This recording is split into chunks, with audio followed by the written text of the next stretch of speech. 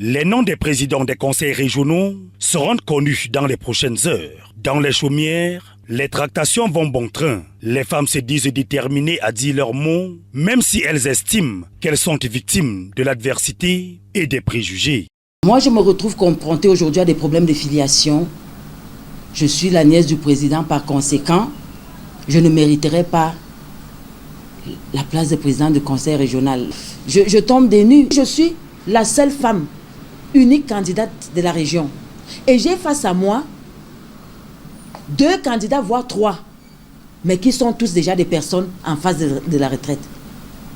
Est-ce que le conseil régional est une maison de retraite? Un constat qui laisse perplexe, alors que dans son discours d'investiture, le président de la République, Paul Biya, place les femmes et les jeunes au centre de son septennat. Une absence des femmes à certains postes qui seraient tributaires des méthodes de désignation au sein de certains partis politiques. Il faudrait aussi qu'on écoute quand même la base.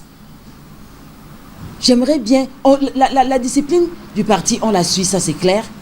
Mais il faut investir en écoutant le son de cloche de la base.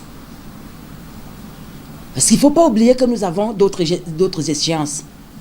Et cette base-là, elle aimerait, et le président lui-même l'a dit, qu'on investisse les gens dont les populations peuvent s'identifier. Toutefois, la confiance règne, la détermination aussi. Ma détermination est encore plus forte.